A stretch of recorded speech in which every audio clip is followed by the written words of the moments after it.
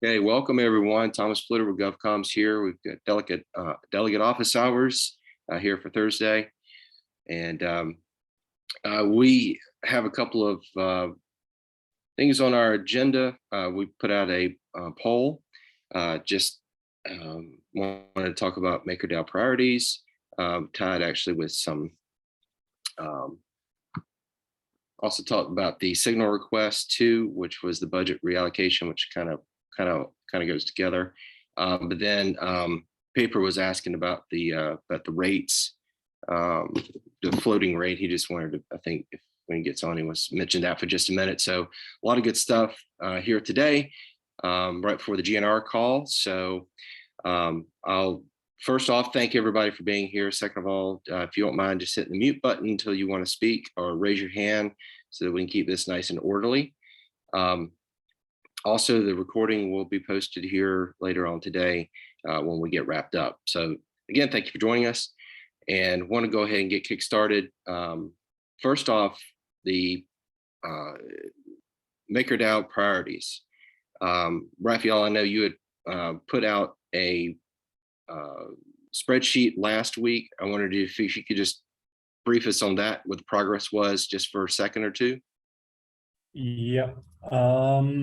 So as of today, we have Shupi, we have Chris Black, Governance House, and Flipside participating. And the number one priority from these three people is to increase wallet usage and increase data supply. So I think it's kind of valuable, but participation is super low. I don't know if that's a question of just repeating, like banging the drum about this project, or moving it to a different forum, because like maybe people aren't comfortable using Google Sheets in that matter, or it's like not visible enough. So I wanted to ask some of the other delegates on this call if like you, what's kind of holding you back to participating here, or if it's like if something that we can improve, or if it's about the exercise in general. So please just let me know your thoughts and don't hold back. Like I have no personal attachment to this tool. It's super low bar. Yes, that feels like a good opportunity to jump in as someone who reviewed it and then started thinking about adding some more and then stopped. My only question, well, I have two questions, sorry. My first one, which feels more important, is where did we source these? Is there like a more open forum in which we're kind of bubbling to the top and sort of assembling a lot of these quote unquote priorities? That was where I got stuck. I was like, wait, are we going to add in, should we be doing this MIP, or are we missing this process, or is there this thing? And I went off on this rabbit hole on my own spreadsheet, and then I was like, this is just going to clutter the whole thing. So I felt it would be like a good discussion point. So that was the first one. And the other part, more generally, is at the end of using this thing. So, I mean, my suggestion is like, we should probably have like basically another sheet where we're writing down all the priorities that are coming in. I thought we'd more sort of be out there liaising with core units and hearing from them, and then maybe DMing like people in Discord or reading back through it. And so there'd be one sheet of just way too many things, and then like an actual priority sheet that we would be sort of like maybe presenting. So, I'm open to working on this for like a little while. Like, I don't think there's any problems with it. It's got momentum and legs. It's a good idea. I just would like for it to be more broad and deep, I guess, if that makes any sense. That's why I didn't participate, because I tried to help with that and I got lost. So if it helps. Thanks. Totally. Super valuable input. Yeah. Anyone else want to have any comments? Tim, Shupi, go ahead. Yeah, so isn't it basically following the same approach that GovAlpha took, I guess, 6 weeks ago, when they were first doing this priority polling thing, which was in hindsight a bit too fine-grained, but isn't that the right format to actually poll about that on-chain? I totally get that right now we are in a pretty early stage of doing that. But to be honest, the granularity that we have in the sheet right now is, at least from my point of view, more appropriate to what we saw like 6 weeks ago in the voting forum. Yeah, I'll just jump in shortly because I think what Tim said, like that's actually what I wanted to create, but just couldn't in a Google Sheet, is to have this kind of surfacing stuff where people just throw stuff in and start voting and start redistributing and then stuff bubbles to the top. Like that's a ton of working in the Google Sheet, because now let's say people add 5 different priorities, like everybody who voted until now would have to go back and redistribute their priorities. And it's like, so something like really simple, maybe Reddit, like where you just go like plus, and then the thing just, something like that would be amazing, I think. And then also, I agree, that was a massive limitation to just float it to recognized delegates.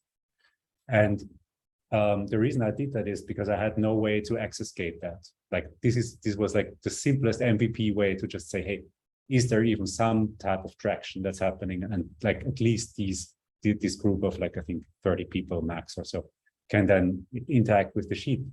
But I think maybe the tool is just too limited, and I'll give it that, definitely.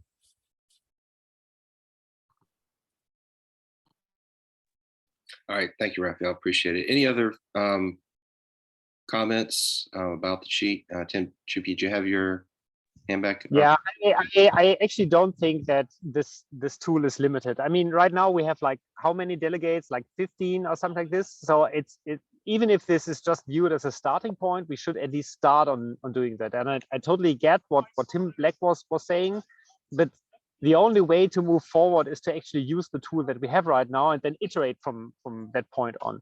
And of course, it needs to hit the forum at some point of time to basically get more opinions on that. But at some point you need to start, and which is why I think the approach is totally fine, unless somebody else has a different concrete example of how to move forward. But I haven't seen anyone, so you shouldn't feel bad about that, Raphael. No, Okay. I totally don't feel bad about that. And actually, I kind of iterated on that already, but just thinking about it. So what I'm going to do is I'm going to write like an RFC on the forum, and I'm going to ask for opinions on priorities and ask people to simply click like. And then after a week, I'm just going to count likes. And that's how I'm going to, like, this is super open, it's super low bar, and it's totally doable, I think. And then probably come back to the sheet, fill in the priorities of that forum poll, and then have people, because I think what really stops the tool that I'm having now is this circular nature of adding priorities and then having to rebalance your votes, because this circular dependency is actually like a yeah, it's just a fault in the system there. All right, thank you, Raphael. Actually, I just kind of looking through the chat as we're talking too. There's others that have some comments. I don't know if you want to, Patrick or Maker, anybody wanted to chime in on some of the comments that they were making in regards to this. So. Yeah, I'm happy to chime in. I was just wondering, Yeah. Raf, why you haven't used MKR voting weight as a means of allocating priorities here, and you've kind of given everyone 1,000 points to allocate, so it's kind of like a one man one vote kind of thing. Is that an outcome that you're looking to achieve, or is that something that might come in later on? Yeah, it's a good question. So I think my ideal outcome would be a flatter curve than the power law that we currently have. So, but I think I kind of tried to solve for that. But you know, like in our reality, there wasn't too much deep thinking going into that. I think your point about MPR weight distribution is like it's another way to do it. Yeah, I mean, my point being that if we don't weight by MKR distribution, then when we come to actually putting these things on chain for delegates and MKR holders to vote for, what's been prioritized by the community or by everyone with their equal weighted votes, might not then be prioritized by the actual people who are voting and making the decisions. So it's just something to bear in mind, that even though you guys at this level might all agree something is number one priority, you know, the 3 largest delegates could vote it down. So it's just something to consider. Yeah, I think that's okay. I mean, that's basically what happens with signal requests too. Yeah, It's like, yeah, exactly. Yeah. Yeah. All right. Thank you, Patrick. Appreciate that insight from you. Yeah, also got it in the chat too. Derek said, small side note, facilitated with PE, that they're happy to provide any data points you need with regards to development questions. So that's good. Be able to get, and there's Derek. Hey, Derek, do you want to chime in on that comment? No, you said it right. I mean, you guys all know me, so I know that like prioritization is difficult across the DAO, not only within the team. So we have these conversations within the team as well. So if there's any questions you guys have around like costs, development time frame, what makes sense with regards to development priorities or dependencies, then yeah, just we have these conversations already mostly. So yeah, nothing new. All right, wonderful. Thank you. MakerMan, you got your hand raised. You have the floor. Okay, so I'll just read my comments. So I was looking at the choices in the poll. They're not that great to me. You can talk about increasing DAI, but the market has to cooperate with you, or you have to have a plan, which if it's end game, then you should signal on that and let the governance decide. Budgets, it's kind of a red herring unless you want to get global budget control. You know, we can go at this piecemeal at CUs, or you guys can, but I think if you go for a more global control and then figure out how to work under that, you have a better chance. I just thought the choices in the polls, they're not, unless you have an idea of how you're going to do that, you can say you want to do it and then try and work on it, but you really have to have a clean idea that you can actually tangibly do something. And then what was the other thing I was looking at? Yeah, the poll for topic discussion. I mean, the MakerDAO priorities, it's like, unless you have the majority governance players, I don't know how we can do that. We can talk about it. And then he had budgets here. The rest of it didn't really get very much, in terms of constitution or PSM fees. So the question is, what do we really want to talk about today that we think we can do something about, or that you guys can do something about, would be my question. Yep, that was my second question from earlier. Thanks for asking, MakerMan. Just to add a little bit more color, how can we basically take this tool, assuming we answer his first part, we actually source real priorities that are engageable, that have somewhat core unit buy-in and somewhat community support, right? At what point does that actually become this helpful tool for the community, right? I think, Raph, you had a pretty decent idea, which is like, these are short-term for 3 months, right? Six-month focus. Right. So I think that framing is also another piece we kind of need to figure out. I don't think we need to explore that here. That to me sounds like another, like a more focused meeting, but we could do it now too. I guess it is office hours, but open the floor on that topic. Yeah, and I was just going to say, since Derek's here, thank you for coming, Derek. I saw you turn off your video, but there's this concept that CUs have a plan, right? And some of us go to those meetings. I've been to some of the, the collateral meetings and some of the organizational meetings, not much, but, there's this idea that the DAO has a lot of, CUs really have a lot on their plate right now. They have a very good focus, probably for the next 3 to 6 months.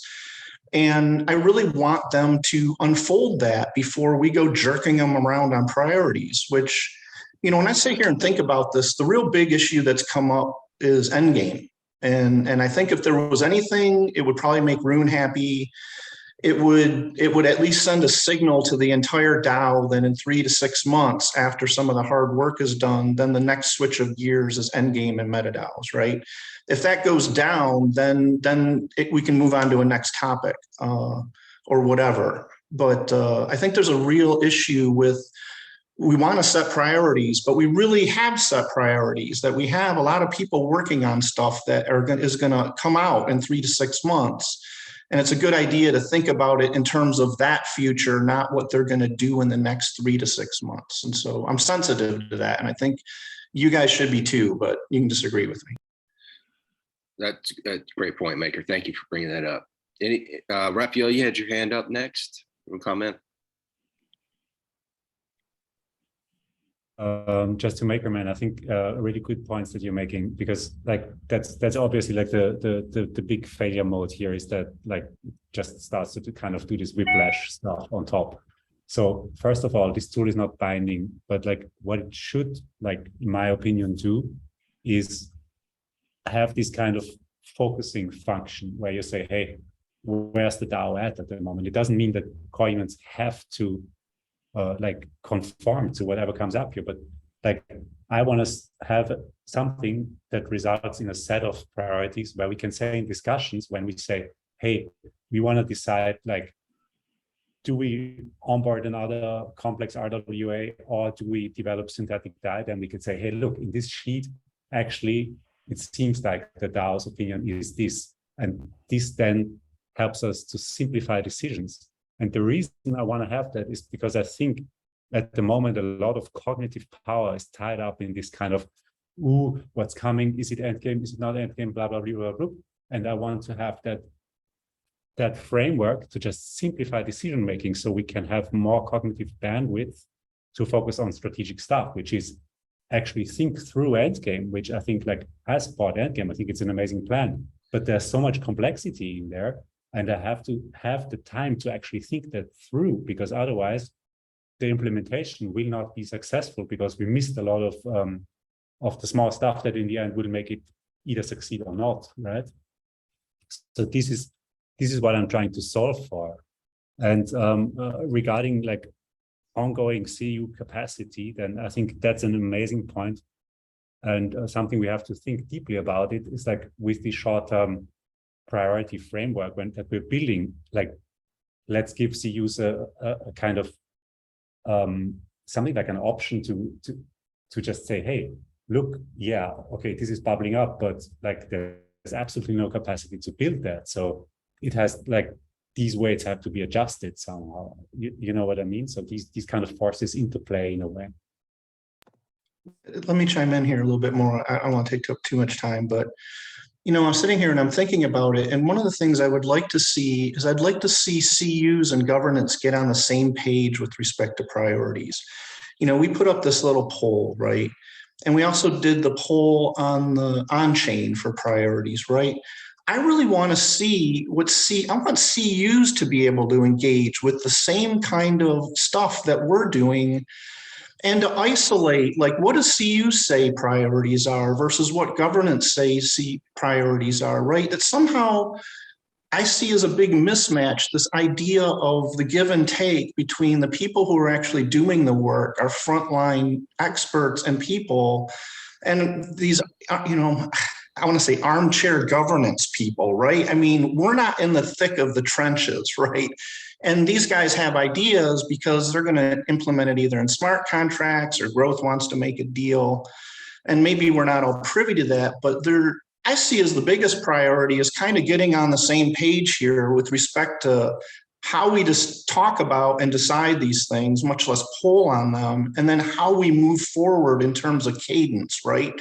Like right now, I feel like our next 6 months are set, and we can talk about what in 6 months our new priorities should be, but I want to see more of everybody getting on the same page with respect to just how Maker is doing business. Just wanted to let everyone know Pipko from Strategic Finance just joined us, and this may also tie into, I know they have a signal request, the budget reallocation and CU accountability framework. This is going to be the GNR discussion segment today, but Pipko, thank you for joining us. I don't know if you wanted to chime in. Maker, thank you for the comments. I didn't know if anybody wanted to go next. I actually joined randomly. Thank so you. Let me catch up for 2 minutes and then I can talk about it. Absolutely, sounds good. Mabel, actually, thank you for joining us. Get your hand raised. Go ahead and you have the floor.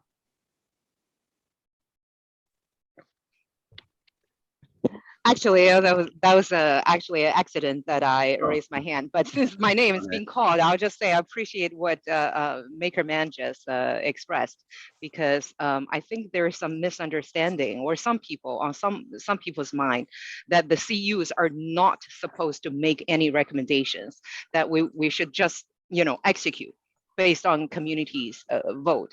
Where my observation is, and also from my experience is, we are in the deep trenches, having the technical and some business, knowledge. We have a lot of input that we can provide back to the community.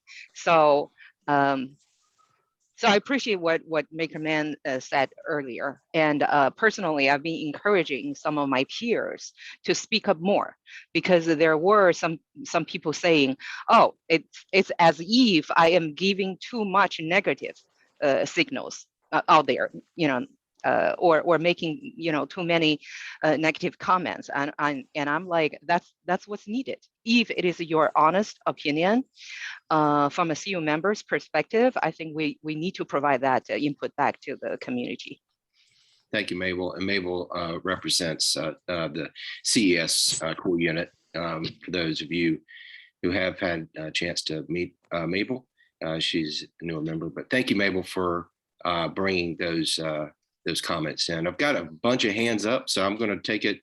Let's go with, wow, okay. Let's go with CodeKnight. Go ahead, you have the floor. Okay, so I would just add that there's like another kind of outside of governance, and that we've got the voter delegate committee, and Maroon doing his own recommendations. Because the thing is, like, the delegates who give their priorities, they might not have Maker in a month. Like that could all just go away. And whereas, so that's something that CUs I think are really having to be mindful of is, are they working stuff that the delegate voter committee is suggesting, or the stuff that the delegates are committing, the voter committees versus the delegates versus the CUs have their own priorities. So, and that's really not captured by these like Google Docs and polls. All right, good night. Thank you for that comment. Appreciate that. Next, I'll go with Tim Schuppe. Go ahead. Yeah, I just want to make clear that from my perspective, the people who really have a clue are the people on the payroll, so the people on the core units right now. So of course, this needs to be some kind of collaborative process. And I mean, by accident, Raphael kicked this off last week because of this meeting. And of course, this needs to be influenced heavily by the views of the people on the core units. Because in the end, it's about the same goal, that we need to come up with some kind of shared and mutual priorities that we are going to aim for. And of course, the people on the core units are, well, for me at least, they have been for the last years already the main influence of me as decision-making in the decision-making process. And I don't want them to be circled out for that, not at all. Quite the opposite, to be honest. Yeah, thank you, Schuppe. Appreciate that comment. Next, I'm going to go Do. Go ahead. You got the floor. All right, thank you. I just want to point out that this was also something that I've been thinking for a long time. But then I think I also realized that from delegates' perspective, even if you look at more traditional, whether it's a politics or other system, are kind of representing certain view and the interest, right? And then I would say that whether that's core units or departments within traditional, the governments, they're the experts. But at the same time, it's also possible that what, let's say, the politics want might go against the so-called experts' idea, but that doesn't necessarily make one wrong per se. Maybe it's just a different perspective. It was kind of clear yesterday that I was also in the call for the end game. And then especially in terms of real assets, seems like there are some different the directions that the protocol might be heading.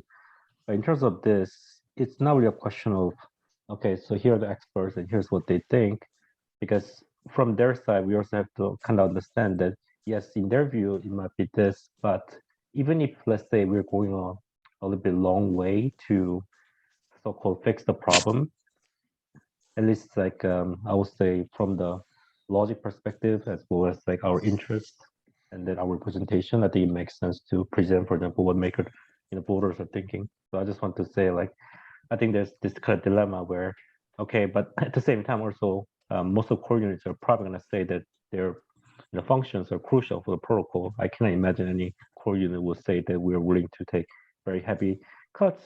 But then we also, saw some that do that. So maybe you know, I might change my mind, but that's kind of what I've been thinking these days. All right. Yeah, just to follow up on that, I know it's my turn, so I'll just jump in because I was going to bring up what Dude just brought up, which is RWAs, right? There's a difference of opinion which way they should be prioritized, and MIP 65 represent, in my opinion, what should be the priority, which is the lowest hanging fruit, which is USDC being converted into bonds, treasuries, right?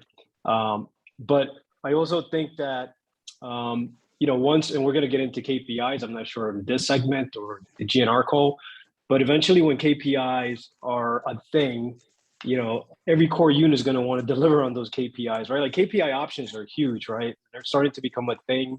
I saw UMA at ECC make a presentation on KPI options. So that's something to keep in mind. But the last thing I wanted to say, and the reason why I raised my hand, besides stealing my thunder there with RWAs, you know, Raphael, I didn't see you include L2s in that Google spreadsheet. So I was wondering if maybe you could add that on, because I think that should be a priority. Yeah, so I'm gonna get off now because my internet sucks today. All right. Thank you, Frank. Appreciate it. Let me just jump in shortly, because I think, like, so first of all, like, I'm really grateful for this discussion, because actually just this discussion makes this tool already like be beyond my expectations. So amazing. Like, the next thing is, I totally understand the position of CUs, and I'm really sorry they are not in the sheet. Like, you know, this is my MVP, and I tried to have some kind of access gating. We now see that the access was too limited, and we have to expand it. So this is definitely going to happen. Then the options in here are what I came up in 6 minutes, and should be added 2 or so, or maybe somebody else added 1 or 2. We definitely need a different process to source these things. So going forward, I would like to focus on how can we include the wishes of CUs, or like the capacity also of CUs in a meaningful manner, one. And the second is, how do we develop a tool, or like how can we source these options that need to go into this sheet? Like my like MVP hack would be to just put it in the forums and everybody can put stuff up, and then you just click like. But I'm totally open to this discussion, and like what I love this tool, this tool's effect is that this discussion is happening. There are CU members here, there are delegates here, and like this is already like super valuable, I think. So I would love to keep that process refining and ongoing. Well, great, Raphael, thank you. In fact, into the chat, and we really appreciate the attendance by some core units here. Robert, facilitator for CS, has actually made the chat. Yeah, OKRs, MBOs, KPIs are all specific frameworks that have very detailed implementation guidelines. We need to be careful labeling these, as they are all work similar but different and require a lot of alignment and higher goals. Robert, I know if you wanted to add to that comment, we really appreciate that. That's yeah. I just want to. It's an air of caution. I have been through, in 3 decades, I have been through just about every type of goal setting environment out there with large and small organizations. Each of these have very specific implementation guidelines, and if we decide to do KPIs, it's a system, it's a process. Mm-hmm. And we could definitely cherry pick from each one of these and go forward, and that's fine. But when we talk about the basics of setting goals and objectives, putting metrics out there, which means measurement, and then holding individuals and groups accountable, right? That's really specific, and it means something. And it doesn't get caught up in a lot of, like, you get into OKRs, and it is a process and requires a lot of bandwidth across a lot of different teams, alignment and coordination to actually do true OKRs. Mm-hmm. I highly recommend we do not do that here, but I would love to set the goals and objectives, the metrics, and also have accountability. I'm +1, +100 on that.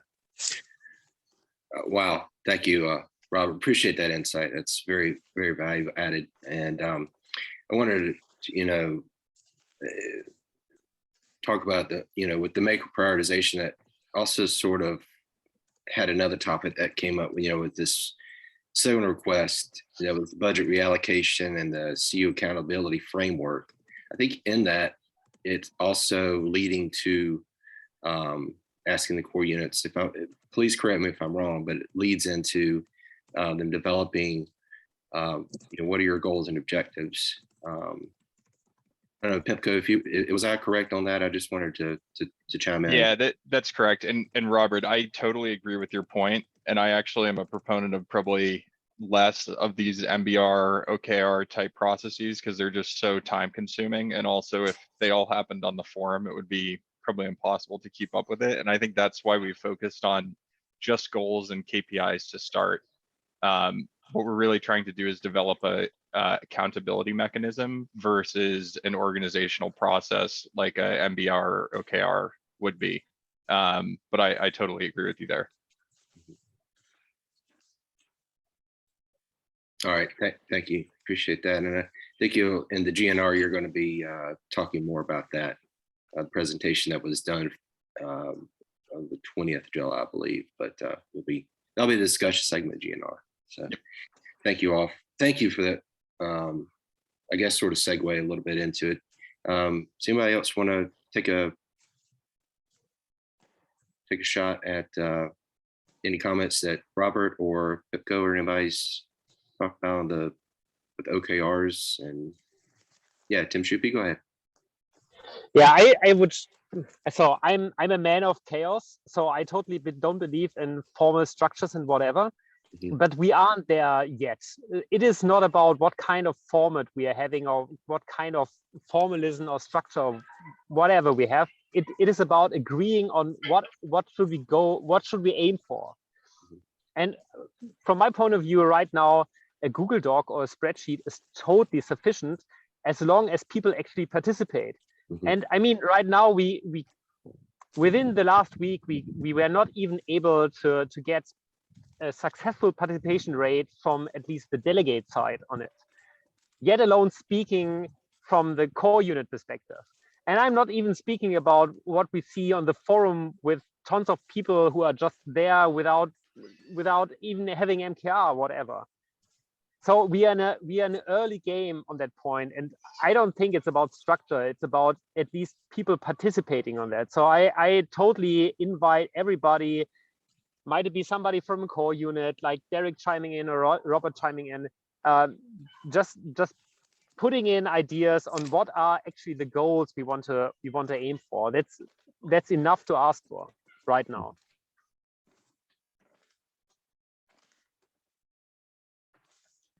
All yeah, right. and Yeah, go ahead, Frank. You're next. so sorry, no, I just wanted to chime in there real quick that Web 2 has old school KPIs. And I think Web 3 is already creating tooling. And a good example, and I shared this earlier with Tim, was that Tim Shupe, that is that source cred, right? One of my favorites of all time. If it was a FICO score, I'd probably have an 800, by the way. No, just kidding. But source cred is actually the first tool that measure KPI for community members, right? So the tooling is there. There's other things like CollabLand, which I've used personally for other platforms. That's also could be used as a tool. There's also like bots. Synthetics uses a tipping bot that allows you to tip people who are producing. So there's a lot of tooling available in Web3 that we can expand, right? And I think during yesterday's endgame call, Rune pointed out that Maker is a leading force in governance. So I think that we're going to do something very special here. You know, the community together, all of us, the brain power, folks like Robert and others, and strategic finance helping us out. I think we could put together something really nice for Web3 to have KPIs finally. Yeah, so thanks for that. All right, thank you, Frank. Does anyone want to follow up on Frank's comments or others? It's been a I might have one comment on that. Go ahead. So I I love the idea of source cred, and I totally agree on source cred being a great KPI because it's algorithmically implemented, it's measurable, everyone can see it, etc. I think, in my personal opinion, though, those types of KPIs are tough because how does source cred create value for maker holders? It's very indirect. But I realize that might not be what you were going for. You were more talking about the algorithmic side. Yeah, no, I was saying that the tooling is already being built, right? I think source code came around in 2020, maybe, before or during crypto summer or DeFi summer, sorry. So the tooling is already being built, right? This is stuff that Web2 doesn't have today, right? So I think we're gonna create some beautiful stuff here. That's what I was trying to point out. And yep. And you know, go ahead. Sorry. No, totally agree with you. And we're working on some more of the like financial and operational type KPIs that we can get from actual on-chain data using Dune. And I think that's in the exact same sort of mindset as how source credit is calculated. And with regards to some of the unique stuff like KPI options, have any of y'all like kind of looked into that, and how does that work as far as motivating? Because you know, like Web3 is a lot about incentives. So I was just wondering, I know Tim Black, if you're still on the call, I know you're very familiar with KPI options, I believe. I think you were the one that pointed it out. But I was just wondering if anybody had an experience with that, with KPI options. And by options, do you mean? He means the UMA protocol thing. So like, familiar is a generous word. I appreciate that. I think I looked into their documentation a few months ago or something like that. I think they launched a new version. And I think the thing with what's starting to happen is that we're all sort of moving into like what our definition of a KPI is, and we need to come back to like the specific implementation context inside of Maker, which is a little different. So like UMA's KPI options, I think you probably want to read into them. They're not as goal performant tied to like an economic outcome as you think they are. They're not like this wide open space. They have like a very specific band of things they can do, and that protocol, that group of people is expanding what that band looks like so it can actually fit our conception. I don't think the two of them match. Tim, as far as I remember. Just want to reference, you said UMA? UMA, yeah, like Universal Market Access Protocol. Really smart team. They're fantastic. I think they will get to that point. They are building that DAO tool, but I don't think that in our specific context for our specific problem, what we specifically want to emphasize, it fits. I don't think so. I think we actually have to struggle through the swamp together and figure out which framework we all want and get better at that process. And I have to be honest, it just sucks. It sucks everywhere. Prioritizing is really hard. Some people don't get what they want, or other people just go off and do what they want, which is kind of the point of DAOs anyway. And then we end up in the right place. So we just have to, I think that's the same page we all have to be on. We just don't want to agree. It's hard in general. Thank you, Tim. Appreciate that. I think I got hand raised. Pipko, I think you wanted to comment. To respond to that. So am I correct in understanding that KPI options would basically be like performance linked token options where you can buy at a specific price? I'm not super familiar with UMA. Yeah, I believe they used to be call options only, but they've expanded it. Like, let me look. Yeah, got it. So I can respond to that. Maybe two different frames of thoughts. So from the strategic finance team's perspective, it's something we've thought about, but we don't think it would be worthwhile putting into a KPI type MIP, just because they're two different processes, and one of them is like deeply personal, right? This will affect people's pay and stuff like that. Speaking from my own perspective, having done performance-based options at a few boards in traditional companies, I think they're really, really powerful and could be really interesting in the future, but it's hard to do it and even start to have that conversation unless you have KPIs in place already, which I think is the first step. Yeah, agreed. They have, the first part is define target, right? And what my point is hang on, wait a minute. Are we even capable of doing that? Yep. That's all. Yeah. Gotcha. And have a few quarters or periods of target setting and whether you hit it or not, so people get used to the forecasting type process. Gotcha. All right. Thank you. Maker, I think you had your hand raised. I'll let you go next. Maker man.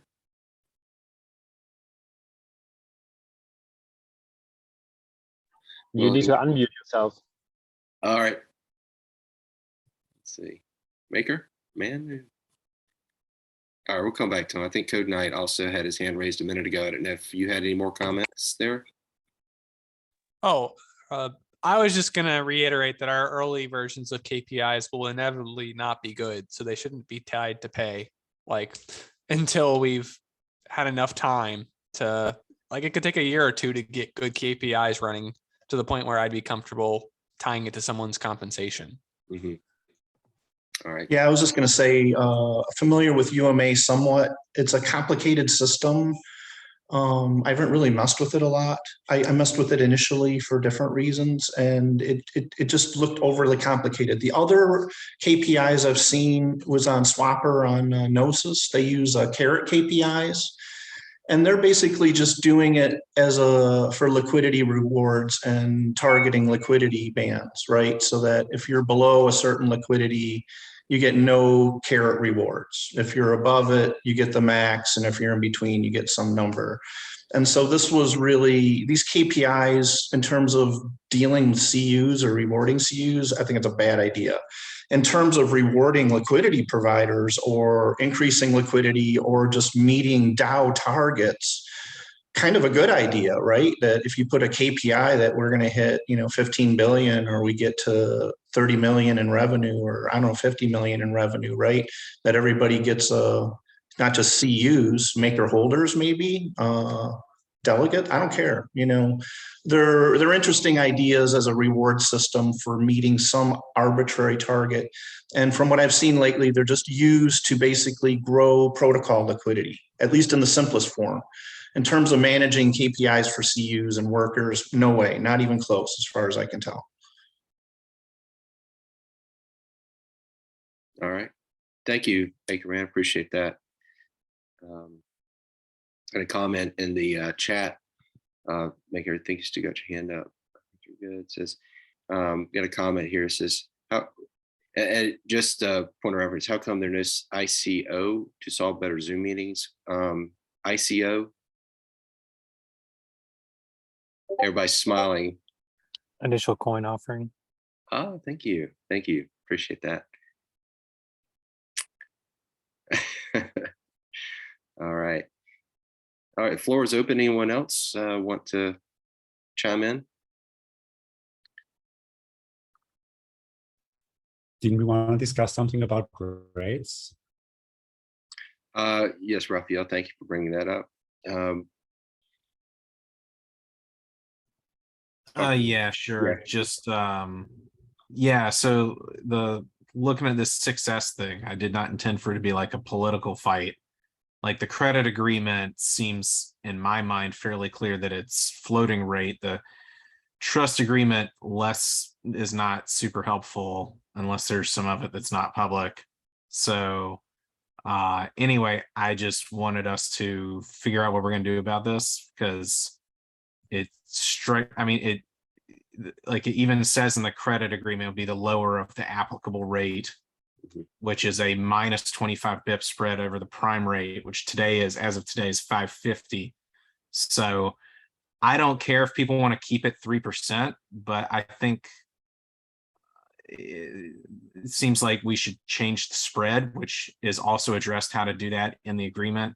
And I encourage people to go look at this credit agreement, because it makes us look kind of like bumpkins. And I get it was the first time and we've not been paying close attention to it, but this should be like a non-issue one way or the other. I don't care, but other people are going to look at this and not be impressed.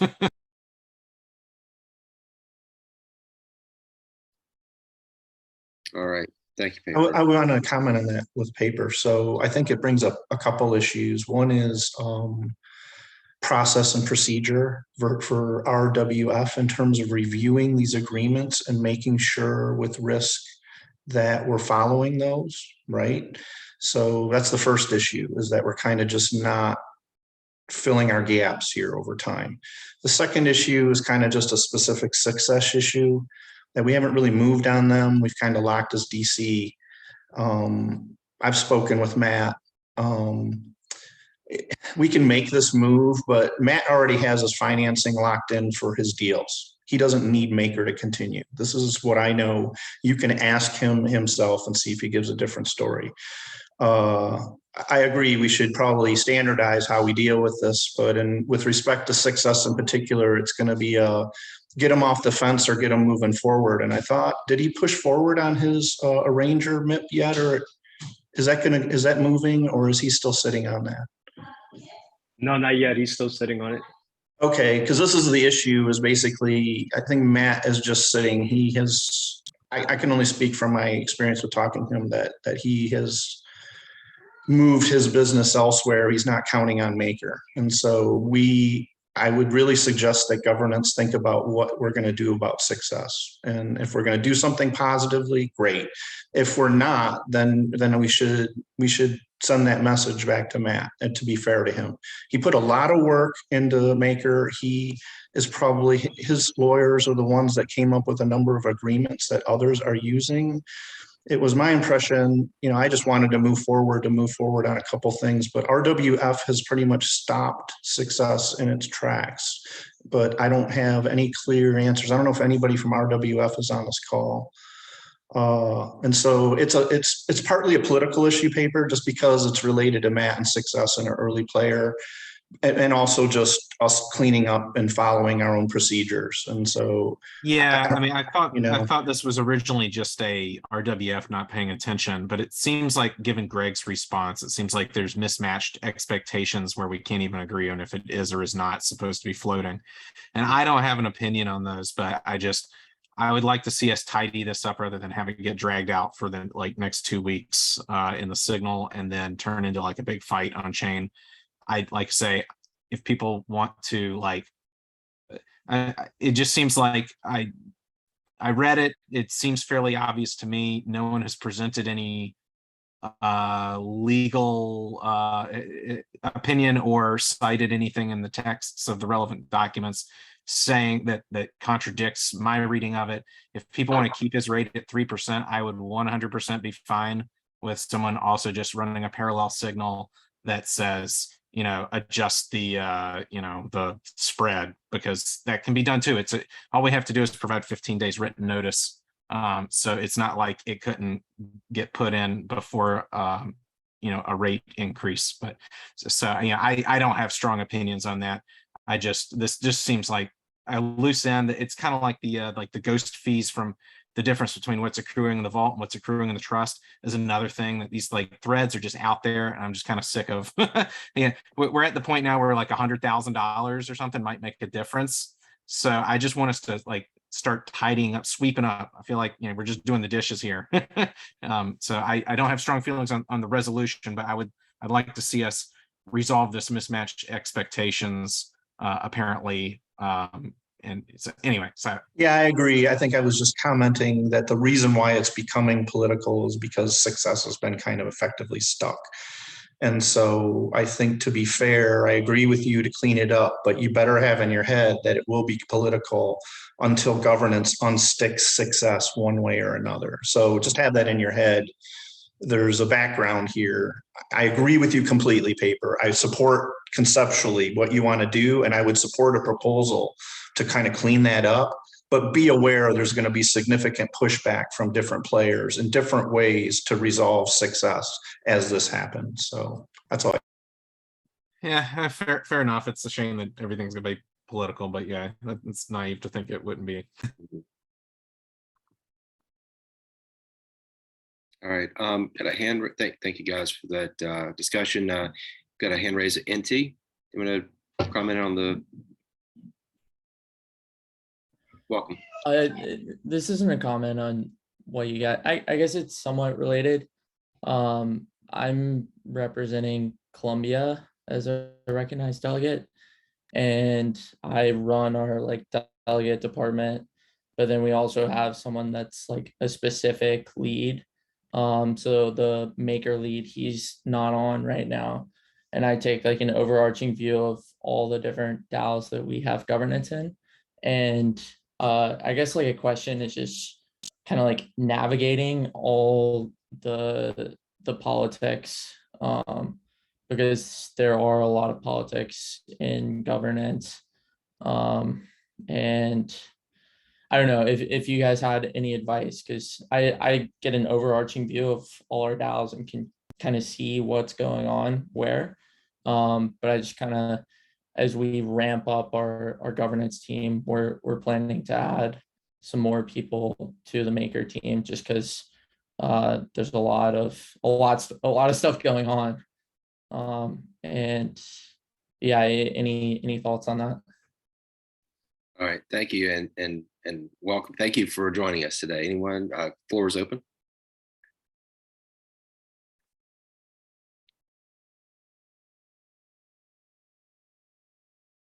What was the question with regards to how to stay on top of maker governance? Just No, it's more like dealing with the different, I guess, like political narratives, for like trying to get an agenda across. I know the past, at least a couple of weeks ago, there were a lot of big proposals, and they're even like inside maker, different people have different agendas. And as a recognized delegate, we want to, make the best informed, unbiased decision that we can. Yeah, so I think you folks need to just govern from your heart, right? Whatever you guys think would work best for the entire ecosystem, because I look at MakerDAO as a nucleus of DeFi, and I'm sure you guys are also playing in the sandbox with other platforms, protocols, what have you. So if you don't want to get into the deeps of political gaming, then I would do it what you think it's best for the entire ecosystem. And at the same token, what would you do if you were an MKR token owner? What would you want to see happen with the success of MakerDAO, the DAO itself? That's how I would approach it, if you don't want to get into the weeds of political gaming, for lack of a better word. But maybe someone here, one of the delegates, has a different advice.